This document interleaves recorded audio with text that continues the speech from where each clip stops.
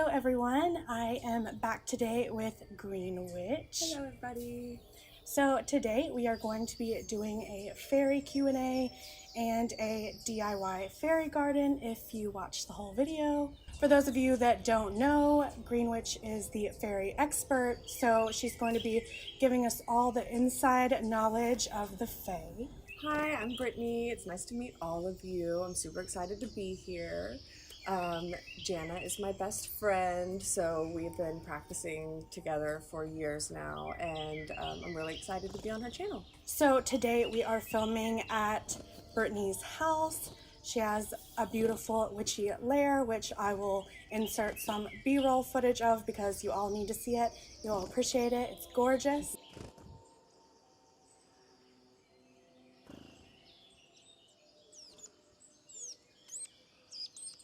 So we posted on Instagram to see what questions you guys wanted answered the most when it comes to fairies. And so we have our list and we're just gonna get right into it. Let's go. All right, so first question, what are fairies? Fairy is a word that is used for nature spirits or the good folk. It is kind of ingrained in society that that's what we call them, but not necessarily do they love to be called that, even though they do forgive us for doing so because it's a societal thing. Fairies are creatures from the angelic realm. They are the reason that plants have color, the reason that they grow.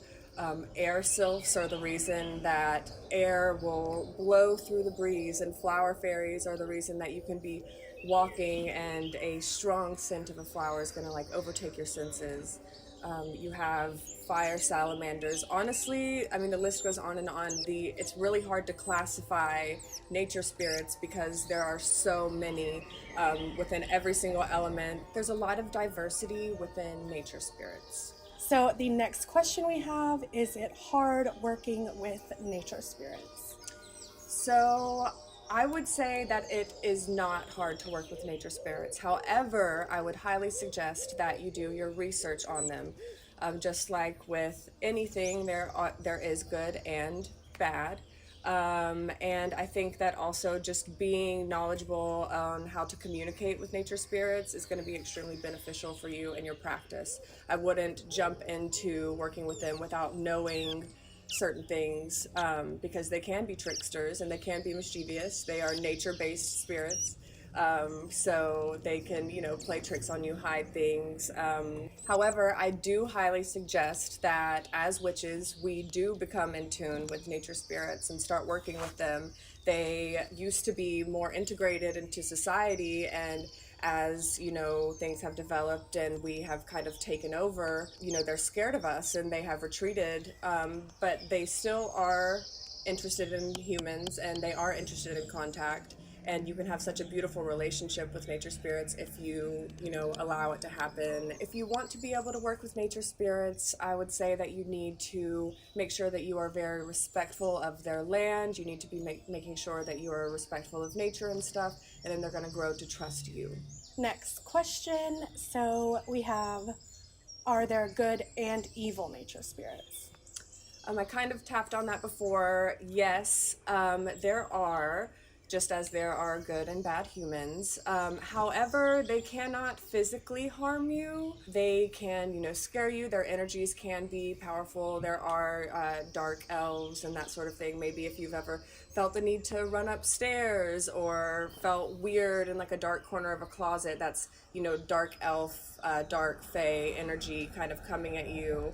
And it just kind of like puts you on edge, but it's not necessarily evil. And they can actually be extremely helpful in your creative endeavors. But it's still, better to be safe and to, be honest about what you are open to working with. All right, next question is, how do you see nature spirits? First and foremost, to see nature spirits, you need to be open in your mind to seeing them. You have to know that they are real. You cannot doubt their existence. First of all, what is reality? So we have these multi-dimensional things. I would start out with meditation and maybe lighting a candle for them and letting them know that you're interested in working with them. Kind of see what you are envisioning in your mind. When you open your eyes, do you see flickers? They love to manipulate light. They love to manipulate fire and wind. There's so many ways that you can see them. You'll see faces and trees. Just be open to seeing them. Feel like you did when you were a kid and you were running through a field and you were, playing with your imaginary friends. Let that feeling in your heart open up again, and you will be amazed at what you see.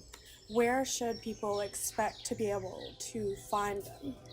Well, obviously, there's a high population in Europe. We all know that they did, come over with our ancestors into America. And I mean, basically, wherever untamed wild nature is, you will find nature spirits. You will find nature spirits in all bodies of water. You will find nature spirits in every flame, in every breeze. They are all around you. Okay, so the next question is, can they come indoors to communicate? Yes, they can. In fact, there are even nature spirits that are known specifically to be indoor nature spirits. They help clean your house and that sort of thing. But of course, they do expect offerings in return. They enjoy being inside if there are plants inside. If you have a room full of greenery and flowers, they are certainly going to be in your space. Let them know that they're welcome there, and have a space for them, like a special space for them in your house if you do want them in your home. Just know that they, can play tricks, so don't be surprised if your keys go missing or something like that. That's happened to Brittany a few times. Many times in multiple different situations, but they can be really great house guests. And keep in mind that they don't like clutter, they don't like messes, so you need to have, a pretty clean space if you want the Fae to reside in your area. All right, so next question is, what types of Fae are there? Just like how we witches work with all of the elements, each element has a branch of nature spirits. So, for instance, the earth spirits are the gnomes, the air spirits are the sylphs, the water spirits are the undines, and then the fire spirits are the salamanders. And there are very specific different fae within each of those realms as well, so it's really hard to classify all at once, but definitely do your research because it's extremely interesting. All right, so our last question is, how do you make a fairy garden, or what would be the best elements to put in a fairy garden? All right, well, we are going to show you guys. Yeah, this question has a tutorial answer, so stay tuned and we're going to get right into that. So after we have put dirt into the bowl or area that we're going to do our fairy garden, I personally like to add some of my favorite flowers, marigolds. You can use any flower. You don't have to use any flowers at all. It's an option, but it's a great way to attract fairies. So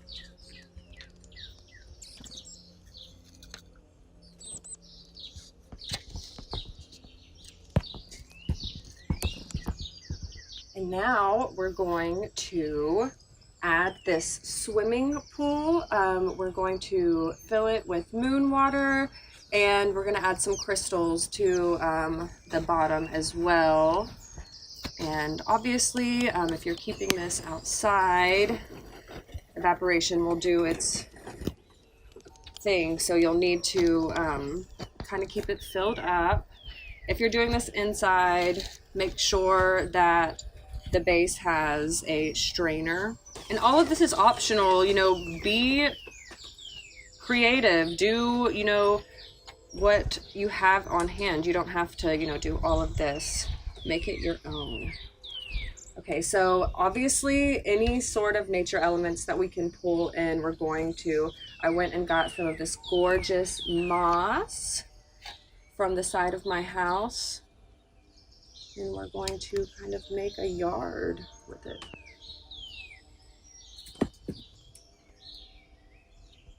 Moss will stay really good and pretty and green as long as you keep it moist.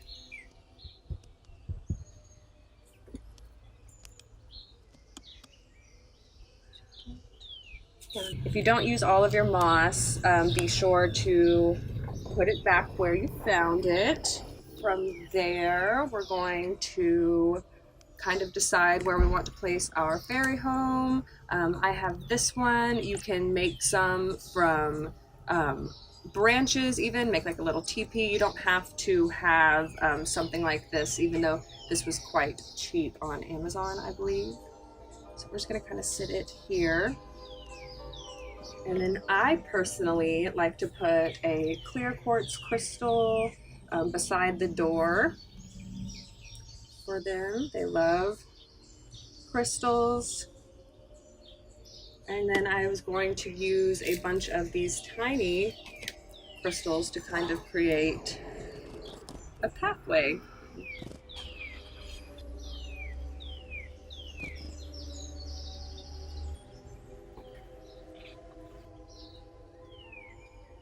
Literally any little objects that you have. There's so many cute little fairy items online if you know you're into that sort of thing, but like I said, as many natural things that you can use, the better.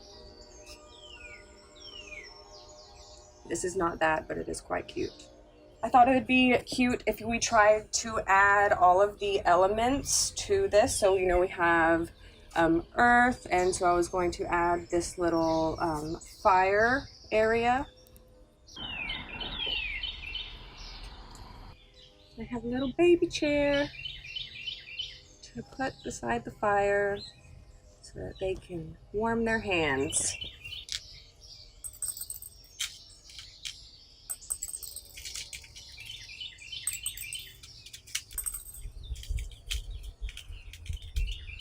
And you can add little plants as trees, but don't let them die on your fairy's property. As soon as you start to see them wilt, change them out, or just take them out completely. Hopefully you'll have some fresh flowers growing soon.